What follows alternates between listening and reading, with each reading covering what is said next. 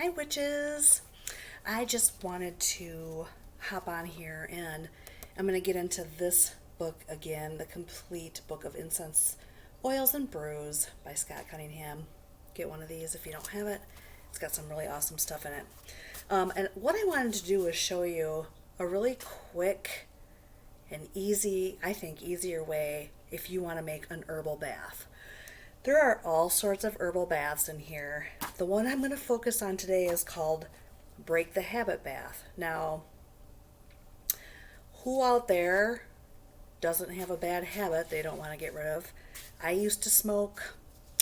I have my cocktail on occasion. You name it. I'm sure I've got plenty of other bad habits.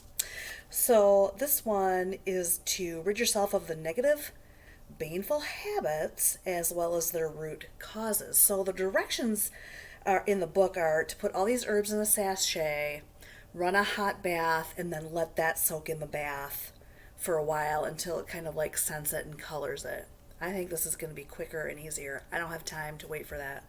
So this is basically going to be, first of all, I'm going to prepare my herbs by putting them in a coffee grinder. So I'm going to do 2 parts rosemary, and I'm just doing, just to kind of show you, using a teaspoon measure. You could make more or less depending on how fragrant you want.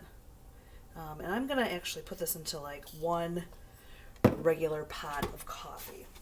So 1 part lavender. Okay. Of course you'd want lavender in a bath. I mean, who doesn't? That smells really good. 1 part lemongrass. And again, I have a few herbs here from my good friend Tammy the Tea Witch. You'll find her in our group. She runs the Herbal Key Apothecary, which is in Wisconsin. So for any of you folks that are near where all of our witches there hang out, you can look her up and go see her. Now this calls for lemon verbena. I have some vervain. Those are basically from the same whatever classification. But we're going to put that in, 1 part that and 1 part sage. So I'm actually going to just take a little handful of that, and then we're going to go ahead and we're going to grind those up. Now you can, I just use my same coffee grinder. I don't really grind that much coffee in it, maybe during the holidays, but you know, just thoroughly clean it out. And certainly if you were to use this with any kind of like toxic plants or anything, you definitely want to have like a separate one. But so there it is, and we're gonna just dump that. Oh man, does that smell good? Dump that into a coffee filter. Okay, I've already got my water in here. So basically I'm just gonna pop that in. Now I do not, this is a separate coffee pot.